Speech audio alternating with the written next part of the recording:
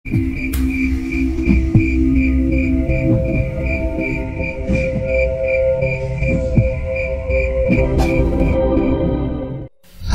demi obrolan pun berganti, hingga obrolan kami tiba-tiba berubah menjadi obrolan tentang kejadian-kejadian mistis yang ada di sekitar.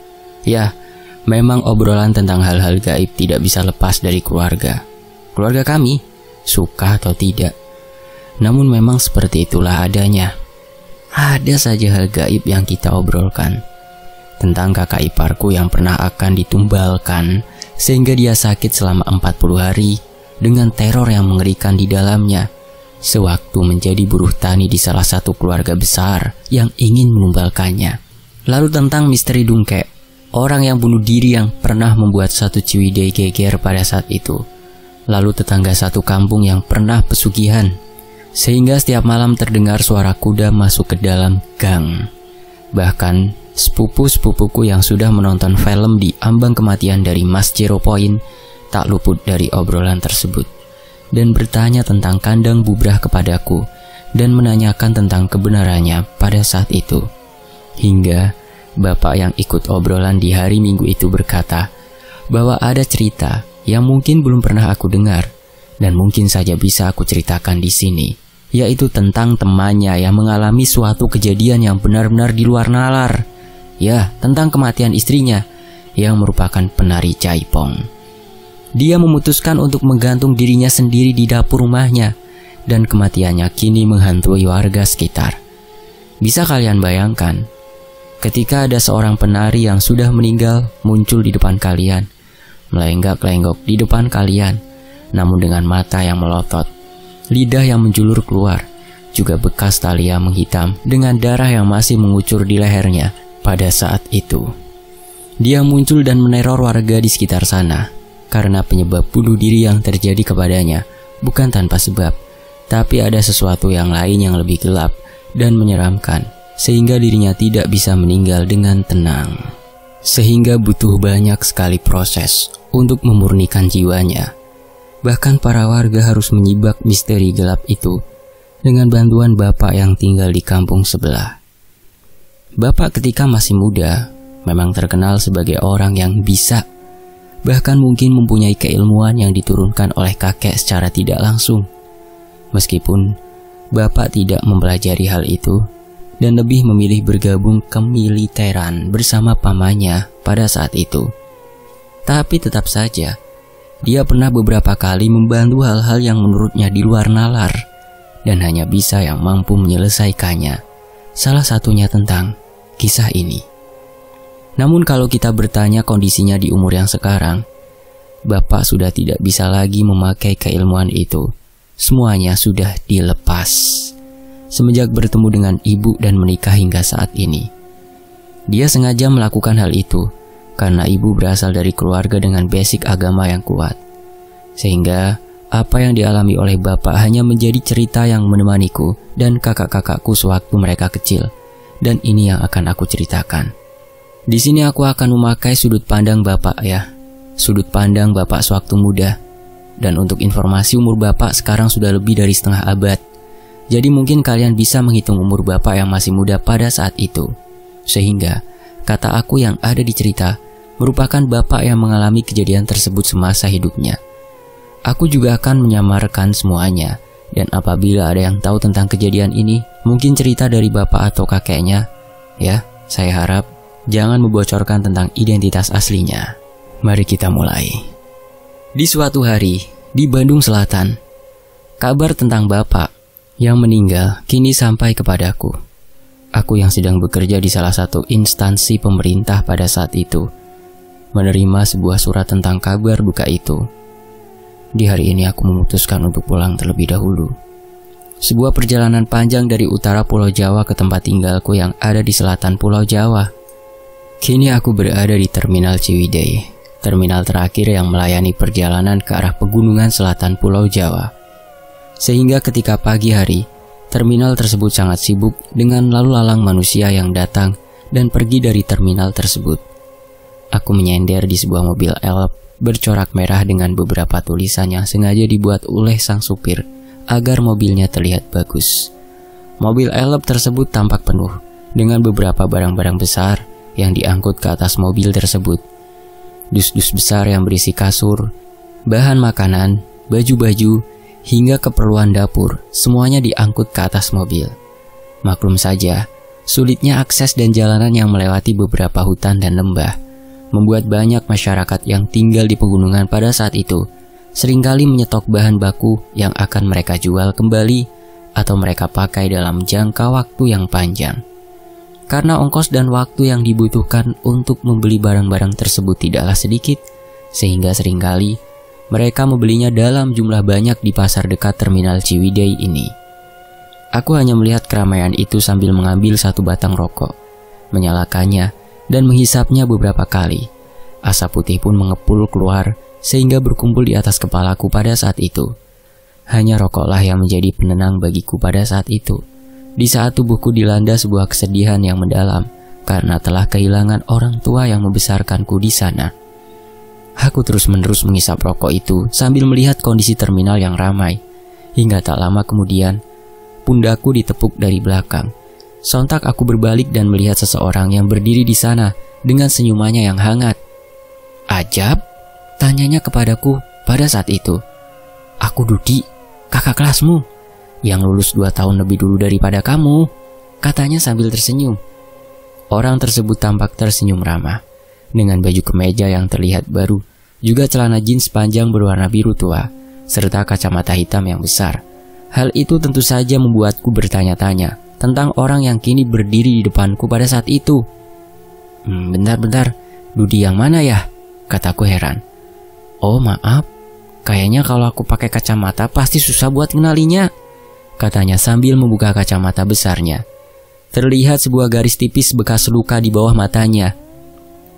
Ketika aku melihat itu, aku dengan jelas mengenalinya, karena itu adalah luka yang pernah aku buat ketika terjadi perkelahian ketika berada di sekolah sewaktu kecil.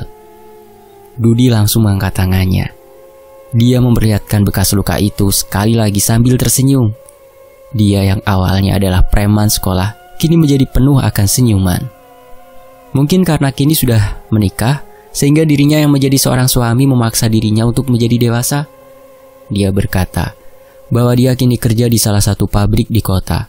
Baru 1 minggu dia bekerja di sana, setelah hampir beberapa bulan keluar dari kampung dan luntang-lantung mencari pekerjaan di kota. Dia sekarang pulang membawa kabar baik untuk istrinya di rumah, karena dia sudah bekerja. Untuk Ice, seorang yang aku kenal sebagai wanita yang cantik di sekolah yang dia nikahi pada saat itu. Aku dan Dudi akhirnya mengobrol banyak. Dudi lebih banyak bercerita tentang dirinya yang mulai belajar secara dewasa setelah menikah dan mempunyai kerjaan di kota. Dia juga berkata menyesal menjadi preman sekolah, karena ketika dewasa hal itu tidak berguna baginya. Tak lama, obrolan kita pada saat itu terhenti.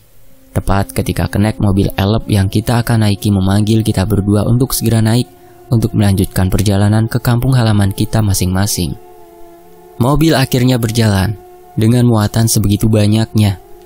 Mobil tersebut melaju dengan sangat pelan, melewati jalanan yang berbatu tebal dan tanjakan yang terjal serta curam, yang membuat mobil pun beberapa kali miring dan hampir terguling. Namun, dengan keahlian sang sopir, mobil tersebut bisa melibas jalanan yang berbatu tersebut, meskipun beberapa kali harus terhenti karena selip akibat lumpur yang memenuhi jalanan. Sehingga, beberapa kali kenek dan penumpang harus turun dan mendorong mobil tersebut agar bisa keluar dari kubangan lumpur jalan yang menahan laju sang mobil itu. Sebuah perjalanan yang melelahkan. Tidak ada aspal mulus layaknya di kota-kota besar. Yang ada hanya bebatuan yang besar yang menutupi jalan, yang seringkali menjadi hambatan yang harus dilalui agar kita sampai ke kampung yang menjadi tempat tinggal bapak dan kampung sekitarnya. Apalagi, beberapa kali mobil tersebut melewati jalanan yang curam, jalanan yang menanjak dan berkelok-kelok dari atas gunung hingga ke bawah, melewati hamparan kebun teh yang luas, dan beberapa hutan hujan yang masih dipenuhi oleh hewan-hewan liar. Butuh waktu 3 jam, akhirnya mobil yang mereka tumpangi bisa sampai ke perbatasan Kabupaten Bandung dan Cianjur. Perbatasan yang dibatasi oleh hutan lebat, yang dipercaya oleh beberapa masyarakat sebagai tempat pembuangan mayat para pemberontak pada saat itu. Tentu saja, akibat rumor tersebut membuat suasana hutan ini tersebut sangatlah berbeda dengan hutan-hutan yang mereka lewati sebelumnya. Hutan yang menutupi jalanan hingga ke atas, sehingga hanya sedikit sinar matahari yang masuk ke dalam hutan. Apalagi banyaknya monyet-monyet yang seringkali melompat dan mengambil makanan yang berada di atas mobil tersebut. Sehingga sang kenek dengan sigap melihat ke segala arah karena takut ada monyet yang melompat ke atas mobil mereka dan mengambil beberapa bahan makanan yang dibeli dari kota. Total waktu selama lebih dari 5 jam di perjalanan akhirnya berlalu. Matahari yang awalnya muncul di ufuk timur pun kini sudah meninggi, dan mobil yang berjalan secara perlahan tersebut kini berhenti tepat di persimpangan jalan. Sebuah jalanan kecil dengan pelang kampung tempat bapak tinggal yang sama rusaknya dengan jalanan provinsi yang sedang mereka tumpangi. Mang, belokan ke depan berhenti," kataku sambil mengangkat tangan. Sopir pun mengangguk. Dia akhirnya menghentikan laju mobilnya tepat di pertigaan jalan yang menuju kampung tempatku tinggal pada saat itu. Dudi tampaknya masih berada di dalam mobil. Dia tersenyum dan memperlihatkan wajahnya melalui jendela mobil sambil berkata, "Jak, nanti ngobrol-ngobrol lagi ya," katanya sambil tersenyum. Aku pun mengangguk sebelum akhirnya mobil tersebut kembali melaju melanjutkan perjalanannya ke pantai selatan yang menjadi titik akhir mobil tersebut. Aku pun kembali melangkahkan kakiku untuk pulang, menyusuri jalanan sepanjang beberapa kilometer untuk sampai ke kampungku pada saat itu, yang letaknya tepat di bawah gunung tua yang terkenal angker di selatan Jawa Barat. Mobil yang Dudi tumpangi terus-menerus melaju, hingga akhirnya sang kenek yang ada di atas berteriak dengan kencang, mencoba memberitahu kepada para penumpang yang akan turun di kampung yang ada di depannya. Lewi damar abis, kata kenek tersebut. Dudi yang mengetahui bahwa mobilnya sudah hampir sampai ke tempat tinggalnya langsung bersiap-siap bersamaan dengan penumpang lainnya yang rupanya ikut turun bersama Dudi pada waktu itu. Sangat wajar, banyak penumpang turun di Lewi Damar karena Lewi Damar juga sering dipakai transit oleh beberapa warga kampung sekitar sebelum akhirnya mereka naik ojek atau kendaraan lain untuk masuk ke dalam kampung mereka. Ada satu terminal kecil yang menjadi tempat beristirahat sementara bagi mobil tersebut sebelum melanjutkan perjalanan kembali ke arah selatan. Dan hal itu dipakai oleh beberapa penumpang untuk naik dan turun di terminal tersebut. Dudi akhirnya turun dan berjalan kaki melewati belakang terminal tersebut melalui gang kecil yang nantinya tembus ke dalam rumahnya. Wajahnya terlihat sangat senang karena setelah beberapa bulan pencariannya, akhirnya dia diterima kerja di kota dan dia tidak akan membiarkan sang istri bekerja lagi untuknya. Rumah Dudi terletak paling ujung, melewati beberapa kebun dan hutan kecil dengan jalanan setapak yang masih berupa tanah dan bebatuan yang disusun sedemikian rupa agar tidak licin. Sebuah rumah kecil dari bekas kebun pemberian kedua orang tuanya yang dibuat rumah oleh Dudi. Meskipun sangat jauh dan terpencil, namun Dudi dan istrinya tidak merasa kesepian karena mendapatkan rumah sendiri pun sudah mereka syukuri. Sedangkan rumah kedua orang tuanya tepat berada di belakang terminal tempat dia turun, sehingga dia sengaja melewati jalanan tersebut agar dia bisa mengunjungi orang tuanya terlebih dahulu untuk memberitahukan bahwa dia sudah mendapatkan pekerjaan. "Bu, Pak, Dudi pulang," katanya dengan nada yang senang. Ibunya yang sedang memasak di dapur langsung menghampiri Dudi dan membukakan pintu untuk anaknya. Dudi, kumaha damang? Bagaimana sehat anakku?" katanya ibunya sambil memeluk Dudi. "Sehat, Bu. Aku juga sekarang udah bekerja. Baru 1 minggu bekerja di pabrik di kota. Makanya sekarang aku pulang untuk memberitahu ibu, bapak, sama Ice," kata Dudi tersenyum bahagia di depan ibunya sendiri. Namun, raut wajah ibunya tiba-tiba berubah ketika dia membicarakan istrinya. Seperti tidak ada raut bahagia lagi. Wajahnya tiba-tiba cemberut secara tiba-tiba begitu saja. Dudi yang tahu bahwa ibunya masih belum menerima istrinya setelah hampir 2 tahun menikah selepas lulus sekolah, sehingga dia sudah terbiasa dengan perubahan sikap ibunya. Dia hanya bisa menghela nafas panjang.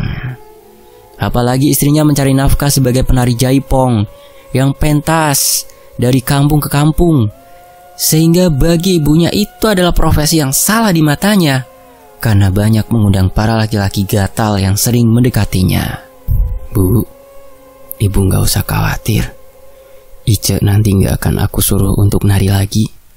Kan aku sudah kerja.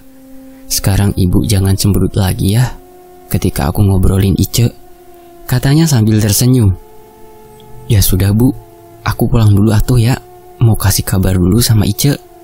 Nanti aku balik lagi bareng Ice buat makan malam di rumah ibu sama bapak, kata Dudi yang pamit kembali untuk lanjut melangkahkan kakinya ke arah rumah. Ibunya yang masih cemberut hanya membiarkan anaknya pulang tanpa sepatah kata pun. Dia akhirnya melangkahkan kakinya melewati jalanan setapak, melalui kebun dan hutan kecil yang harus dia lewati sebelum akhirnya sampai ke rumah. Cek, pulang cek. Dudi kini berteriak-teriak di depan sebuah rumah kecil yang tampak asri dengan dinding bilik dan atap genteng serta beberapa tanaman hias yang ada di depan rumahnya. Sebuah rumah kecil dari hasil bayaran nari jaipong istrinya yang dia kumpulkan selama setahun yang lalu. Kok sepi ya? Apakah ada pentas tadi malam jadi masih tertidur? Kata Dudi. Dia mendekati pintu depan dan terlihat pintu itu terkunci dari dalam. Beberapa kali dia memanggil istrinya, namun tidak ada jawaban. Akhirnya dia berjalan ke belakang, mencoba masuk lewat pintu belakang yang mungkin saja dia buka dari luar. Terkunci juga. Belum pulang gitu dari pentas? Nggak biasanya juga jam segini. Udah ada di rumah. Masa nggak nyaut? Kata Dudi dengan nada yang heran. Dia menatap ke atas, melihat celah-celah pintu yang tidak tertutup rapat. Mungkin dengan memasukkan tangannya ke celah itu, dia bisa melepaskan kunci yang menutup pintunya dari dalam. Dudi pun akhirnya mengambil kursi kecil yang ada di depan rumah. Dia simpan di dekat pintu belakang, dan dia naik ke atas kursi tersebut. Namun tak lama ketika dia melihat ke dalam dari celah-celah pintu itu, tiba-tiba Dudi terjatuh bersamaan kursi yang dia pijak. Wajahnya tiba-tiba pucat dan tidak percaya dengan apa yang dilihatnya. Tubuhnya tiba-tiba bergetar dengan hebat. Raut wajah senang yang awalnya muncul langsung berubah sesaat. Bahkan kini, air matanya tiba-tiba muncul dan menetes ke tanah. Karena tepat ketika dia melihat ke sela-sela dapur, dia melihat istrinya menggantung dengan tali leher dalam keadaan yang tidak bernyawa pada saat itu. Ice, kenapa kamu gantung diri di dapur, Ice? Katanya dengan nada yang sedih. Dudi yang awalnya hatinya tenang karena akan memberikan kabar gembira kepada istrinya yang sudah seminggu diterima kerja sebagai salah satu karyawan di pabrik di kota. Pekerjaan yang sudah diidam-idamkan selama 2 tahun pernikahannya dengan istrinya yang cantik jelita secara mengejutkan harus kandas. Dan menerima keadaan istrinya yang menggantung dirinya dengan tali tambang bekas jemuran, yang menggantung dengan leher yang mengikatnya dengan sangat erat. Dudi yang melihat hal itu pun langsung terkejut. Tidak disangka, seorang istri yang dia cintai, yang tidak pernah sekalipun marah atau mengeluh meskipun dirinya tidak mendapatkan pekerjaan, kini terlihat tubuhnya menggantung di dapur dengan keadaan yang tidak bernyawa lagi. Matanya melotot dengan lidah yang menjulur ke arahnya, dengan baju penari jaipong yang selalu dia kenakan ketika pentas dari panggung ke panggung. Entah sudah berapa lama Ice menggantung seperti ini. Rumahnya yang berada di ujung kampung dan berbatasan langsung dengan perkebunan warga membuatnya terisolasi dan tidak disadari bahwa ada seseorang yang telah meninggal gantung diri di rumah itu oleh para petani yang melintas. Apalagi rumah Ice setelah ditinggalkan oleh Dudi selama beberapa bulan lamanya ketika dirinya mencari kerja sering terlihat sepi. Ice yang selalu menari jaipong pada malam hari seringkali tertidur pulas ketika pulang ke rumah di pagi harinya, dan membuat para warga yang melintas pun hanya melihat rumah yang tertutup rapat tanpa ada kehidupan. Ice, kenapa kamu ngelakuin hal itu, Ice? Apakah kamu malu mempunyai suami yang tidak bekerja selama 2 tahun sehingga kamu melakukan hal ini? Tubuh Dudi bergetar hebat. Dia terduduk di depan pintu dapur. kursi yang dia ambil dari depan rumahnya dibiarkan tergeletak begitu saja. Dia seakan tidak percaya atas apa yang dilakukan oleh istrinya pada saat itu. Matanya terlihat berkaca-kaca. Raut wajahnya yang pucat sangat terlihat dengan jelas. Kini hanya bisa menatap pintu dapur yang masih tertutup rapat di dalam. Tubuhnya terasa kaku dan tidak bisa bergerak atas apa yang dia lihat sekarang. Hatinya kini diliputi oleh kesedihan yang tiba-tiba muncul dan membuatnya bersedih atas apa yang menimpanya. Kabar tentang kematian Ice yang menggantung di dapur rumahnya sendiri akhirnya diketahui oleh warga. Dengan tubuhnya yang bergetar hebat, Dudi berlari ke rumah orang tuanya dan melaporkan atas apa yang terjadi di sana. Sehingga orang tua Dudi juga para warga berbondong-bondong mendatangi rumah Dudi yang letaknya berada di ujung kampung pada saat itu. "Didobrak aja pintunya, Pak Mansur. Soalnya pintunya terkunci dari dalam." Pak RW, juga Caca yang merupakan anak dari RW di kampung itu, hingga Pak Mansur yang merupakan bapak Dudi, terlihat sedang berusaha membuka pintu dapur yang tertutup dengan segala cara. Terlihat pula banyak warga yang berkerumun untuk melihat apa yang terjadi di rumah Dudi pada saat itu. Mereka menonton dari kejauhan karena penasaran atas apa yang Ice lakukan untuk mengakhiri hidupnya. Para warga kampung Lewi Damar kini bahu-membahu mendobrak pintu rumah Dudi dan istrinya. Dan hal itu menjadi tontonan para warga lain, terutama ibu-ibu yang sering kali melintas depan rumahnya ketika ingin ke kebun atau ke sawah yang ada di dekat rumah Dudi. Wajar aja si Ice seperti ini. Suaminya menganggur. Dia mencari uang dengan nari jaipong tiap malam. Pasti stres. Mau diceraikan gak bisa, jadi dia bunuh diri. Padahal mahnya si Ice teh gelis. Sok kalau dia melintas sore-sore di gang, pasti suami kita akan menengok ke si Ice. Mana dia baik, ramah senyum kepada warga. Jadi merasa kasihan melihatnya juga. Meskipun mereka berbisik satu dengan yang lain di sela-sela kebun yang mengelilingi rumahnya, namun hal itu terdengar jelas oleh Dudi yang kini masih berusaha membantu membukakan pintu dapur rumahnya. Dudi tidak peduli dengan perkataan orang-orang sekitar, karena dari awal dia menikah pun banyak sekali orang yang menentangnya. Jangankan orang lain, ibunya sendiri pun menentang pernikahan mereka berdua. Sehingga tidak semua tahu pernikahan Ice dan Dudi. Hanya warga kampung Lewi Damar dan beberapa orang di luar kampung yang tahu akan pernikahan mereka. Pernikahan yang sederhana atas tantangan dari orang tuanya yang tidak terima anaknya menikah dengan anak yang keluarganya pemain jaipong dan pagelaran yang seringkali membiarkan tubuhnya dilihat banyak orang ketika dia pentas di atas panggung. Untungnya, mertuanya yang tak lain adalah ibu dan bapak dari Ice yang pada saat itu belum meninggal, sangat baik kepada Dudi.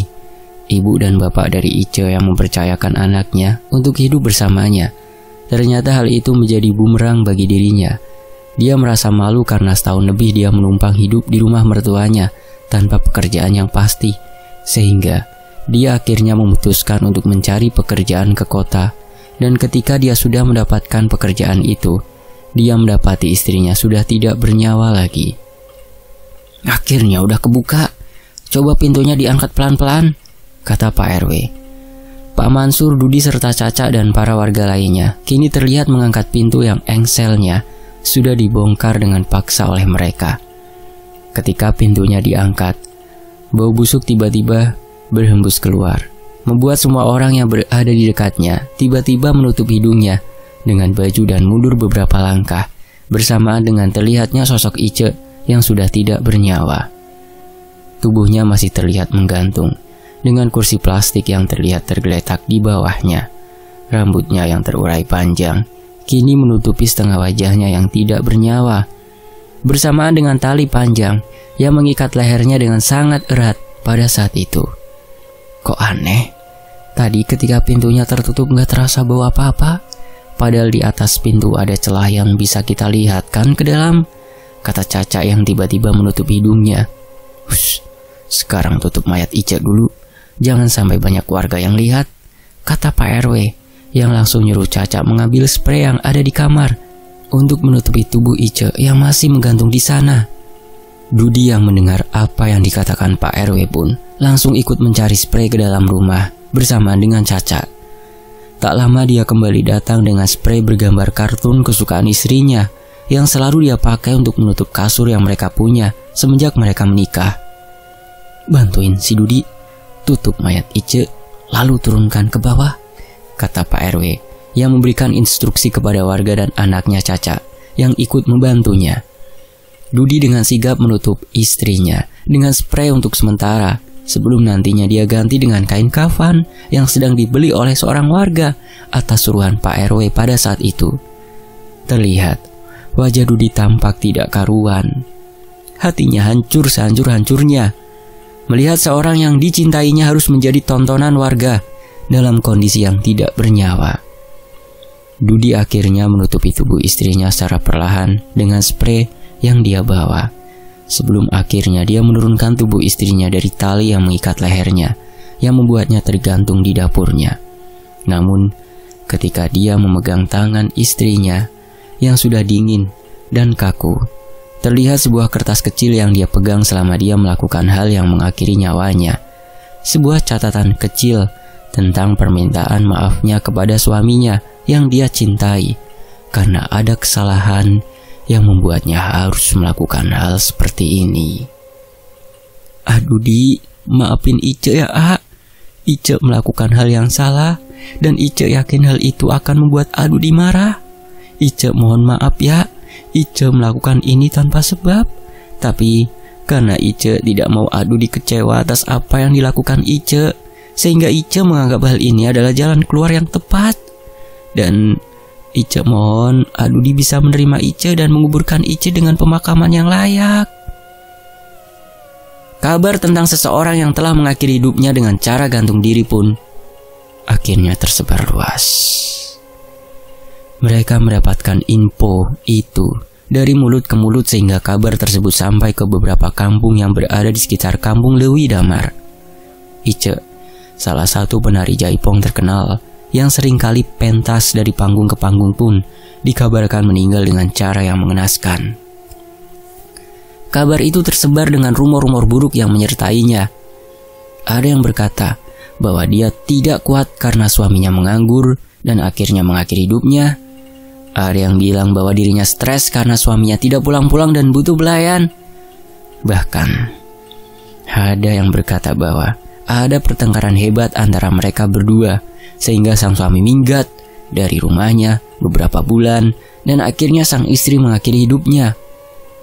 Rumor-rumor yang buruk atas Dudi dan istrinya yang meninggal terus menyebar dengan sangat cepat.